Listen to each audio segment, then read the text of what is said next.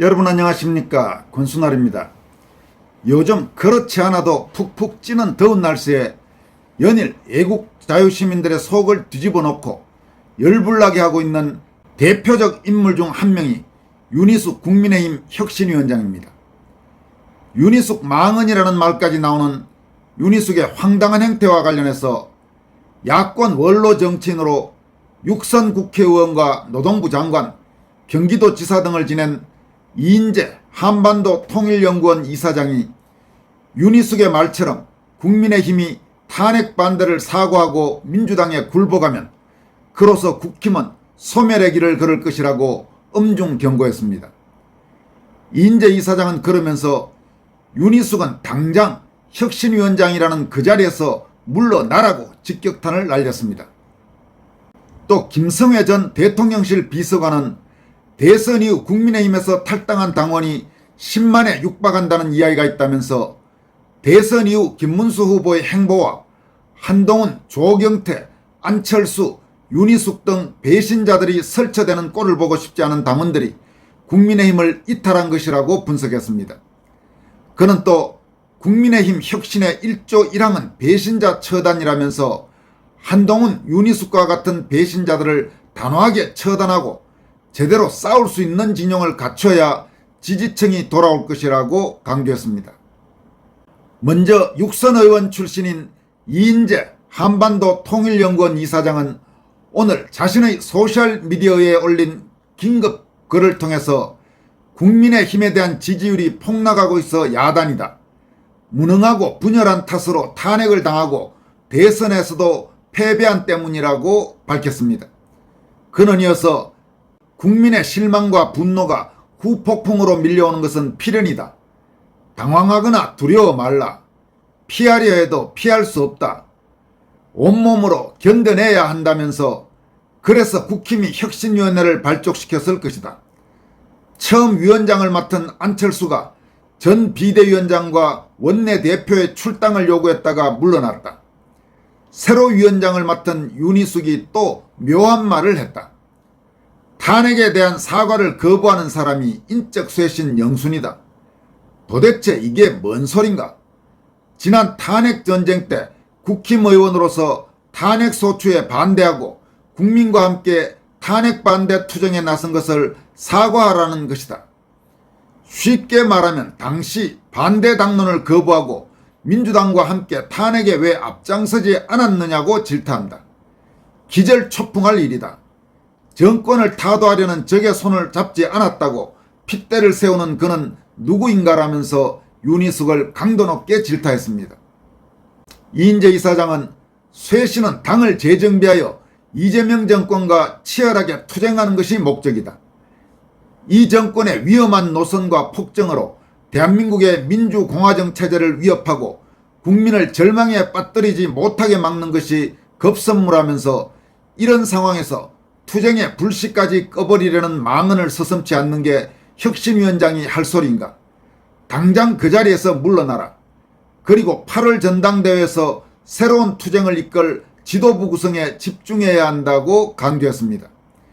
이인재 이사장은 그 지도부가 주도하여 혁신 플랜을 짜고 소리 없이 추진하면 된다.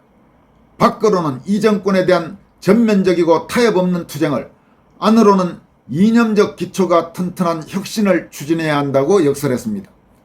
그는 마지막으로 국민의 저항과 국힘의 투쟁이 접점을 이루어 불꽃이 일어나면 그때 비로소 추락한 지지율은 폭발하게 될 것이다라면서 윤희숙의 말처럼 탄핵 반대를 사과하고 민주당에 굴복하면 그로써 국힘은 소멸의 길을 걷는다. 명심하기 바란다. 이렇게 강조했습니다. 여러분, 이인재 이사장이 오늘 긴급 밝힌 내용은 그야말로 정확하게 문제의 핵심을 찌른 것이라고 볼 수 있습니다. 그리고 윤희숙의 최근 1년의 그 말도 안 되는 말들에 대해서 망언이라 이렇게 아주 직격탄을 날린 것도 상당히 상황을 정확하게 보고 있다고 할 수 있습니다. 또 윤석열 정부 초기 잠시 대통령실 비서관을 지냈던 김성회 전 비서관은 국민의힘 혁신의 1조 1항은 배신자 처단이다. 배신자 집단을 처단하고 제대로 싸울 수 있는 진영을 갖춰야 지지층이 돌아온다라면서 다음과 같이 분석하고 있습니다. 대선 이후 국민의힘에서 탈당한 당원이 10만에 육박한다는 이야기가 있다. 그만큼 대선 과정에서 실망했고 대선 이후 김문수 후보의 행보와 한동훈, 조경태, 안철수, 윤희숙 등 배신자들이 설쳐대는 꼴을 보고 싶지 않은 당원들이 국민의힘을 이탈한 것이다. 즉 이재명의 총통 독재와 싸우려고는 하지 않고 윤석열 정부를 공격하고 무너뜨리는데 혁혁한 공을 세운 한동훈과 배신자들이 허구한 날 내부 총질을 해대며 분란을 일으키니 당원들이 너덜머리를 내고 떠나가는 것이다. 그것이 10만에 가까운 사람들의 당적 이탈로 나타났고 지지율은 대선 득표율이었던 41.15%의 절반에도 못 미치는 19%를 기록하고 있는 것이다. 그렇게 당원과 지지층이 외면하다 보니 TK지역과 PK지역에서마저 민주당에게 밀리는 것이다 라고 분석했습니다. 여러분 지난 토요일 전해드렸습니다마는 황교안 전 총리가 주도하는 선명우파 신당 즉 자유와혁신 창당대회와 관련해서 자유와혁신 당원으로 가입하는 사람이 아주 지금 매일 늘어나고 있는 상황입니다.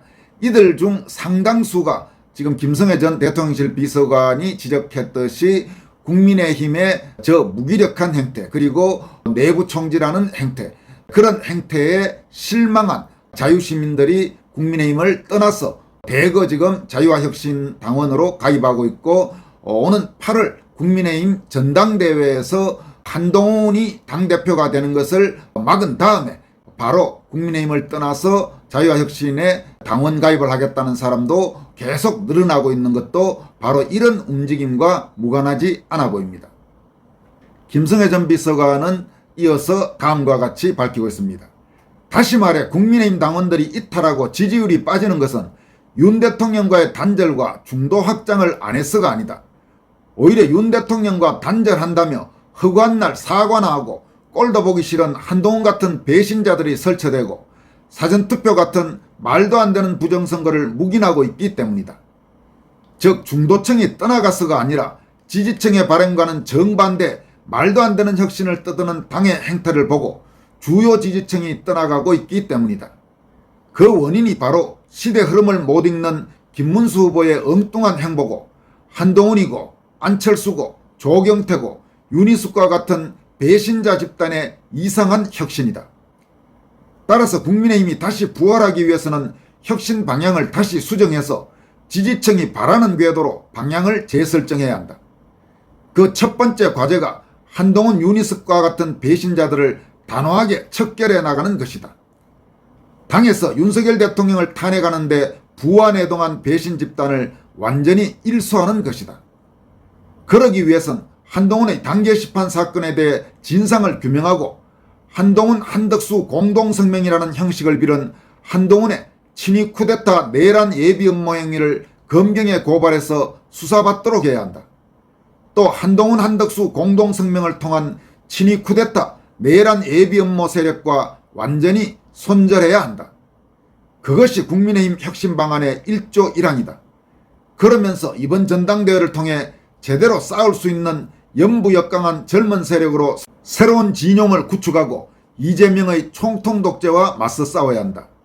그러면 떠나갔던 당원들이 돌아오고 떠난 지지층도 다시 돌아온다. 떠난 집토끼를 다시 돌아오게 하는 것, 이것이 제대로 된 혁신 방향이다. 한동훈과 같은 배신자와 배신 집단이 나오지 않도록 배신자를 혹독하게 처리하고 처벌해야 한다. 엘리트 의식에 쩔은 강남 귀족의 정치와 결별하고 지지층과 대중이 원하는 정책을 중심으로 정치를 해야 한다. 그러면 지지층이 돌아온다. 최소 30-40% 정도의 지지층을 회복할 수 있고 연부역강한 새로운 세력이 당을 주도함으로써 당에 활기를 불어넣을 수 있다. 그런 다음 차근차근 싸워나가면 국민에게 얼마든지 국정을 맡길 수 있겠다는 믿음을 갖게 할 수 있다. 그래야 빼앗긴 정권을 되찾을 수 있다. 그것이 진짜 국민의힘의 혁신이지 무엇이 혁신이겠는가 이렇게 밝혔습니다. 김성애 전 비서관은 또 윤희숙이 최근 사과 필요 없다는 사람이 쇄신 영순이다 이렇게 기자간담회를 통해 주장한 것과 관련해서 장동혁 의원의 지지율 상승세가 무서운 듯이라며 윤희숙을 다음과 같이 질타했습니다. 김종인 퀴즈이자 한동훈의 졸개 윤희숙이 허구한 날 사과만 하느냐는 장동혁 의원을 쇄신 영순위에 올렸다. 그만큼 장동혁의 당대표를 저지하고 싶은 것이다. 하지만 장동혁 의원을 쇄신 대상 영순위로 꼽은 것은 윤희숙 네 생각이고 국민의힘 주인인 당원들은 배신자 한동훈과 여론조사로 당원 국민 경선으로 뽑은 후보 교체를 주장하고 친패미 피시주의 정책 공약으로 대통령 선거 패배를 자초한 윤희숙을 퇴출 영순위로 꼽고 있다는 것만 알아두라 이렇게 비판했습니다. 한편 좀 다른 이야기입니다만은 이 강화도 방사능 수치 문제 이게 지금 심상치 않은 수준입니다. 시간이 갈수록 이 방사능 수치가 높아지고 있습니다. 이와 관련해서 김성애 전 비서관은 시간이 갈수록 강화도 방사능 수치가 치솟고 있다. 0.87, 0.92에서 이제는 4.480이 나왔다라면서 다음과 같이 우려했습니다. 북한 평산의 우라늄 공장 핵폐수 방류 소식이 전해지고 일주일 뒤 한 일반인 유튜버가 우연히 측정한 강화 성모도 민머루 해수욕장의 방사능 수치는 0.87을 기록했고 그 다음 날에는 0.92 수치를 기록했다. 그 후 약 일주일 뒤 유튜버 박광배 씨가 강화도 북쪽 해안가 석축에서 측정한 수치는 1.21이었고 며칠 전 강화 동막 해수욕장 갯돌에서 측정한 방사능 수치는 2.64까지 치솟았다. 그런데 어제 한 유튜버가 측정한 민머루 해수욕장 방사능 수치는 최고 4.480까지 나왔다. 이 정도면 강화 성모도 해수욕장은 당장 폐쇄하고 인근 방사능 오염에 대한 정밀조사에 들어가야 한다. 왜 시간이 가면 갈수록 방사능 수치가 급속도로 올라가고 있는지, 북한 우라늄 핵폐수 방류가 축적되며 방사능 오염이 심각해지고 있는 것은 아닌지 진상을 규명해야 한다. 이를 방치하면 시간이 갈수록 강화, 김포, 영종 등 한강하구와 인천 지역으로 확산될 수밖에 없다. 이에 대한 방지 대책도 서둘러 마련해야 하며 국제원자력기구 IAEA와 협의해 근본적인 오염 원인 북한과 평산 우라늄 공장에 대한 감시 활동과 폐쇄 조치를 강구해야 한다. 이렇게 강조했습니다. 여러분 지금 이 북한 방사능 문제 이게 결코 간단한 문제가 아닙니다. 이른바 일본 후쿠시마 원전 그 문제와 비교가 안 될 정도로 지금 방사능 수치가 심각한 수준입니다. 그런데 후쿠시마 때 그 한국에 실질적으로 문제도 되지 않는 걸 갖고 그렇게 난리치던 한국의 좌익 세력들, 현 집권 세력들 지금 더 심각한 북한 이 방사능 문제와 관련해서는 입도 뻥긋하지 않고 있습니다. 언론도 마찬가지입니다. 좌익 언론은 말할 것도 없고 심지어 이른바 비좌익 주류 매체라고 하는 그런 신문 방송들도 지금 이 문제에 대해서 제대로 충분히 취재해서 전달하지 않고 있습니다. 오히려 뭐 크게 문제는 아니다 이런 식으로 자꾸 문제를 덮는데 그렇게 지금 일조를 하는 모습까지 나타나고 있습니다. 도대체 한국의 언론 또 한국의 정치권 한국의 좌익 시민 세력들은 어떤 판단과 기준으로 세상을 보고 있는지 자기들에게 정치적 이념적으로 유리할 때는 한없이 선동하고 부풀렸다가 자기들이 좀 불리하다 싶으면 심각한 문제도 쉬쉬하면서 별것 아니다 이렇게 덮고 가는 이런 작태가 어떻게 우리가 용납할 수 있는 일인지 정말로 심각한 대한민국의 문제가 아닐 수 없습니다. 지금까지 권순할TV였습니다. 여러분 고맙습니다.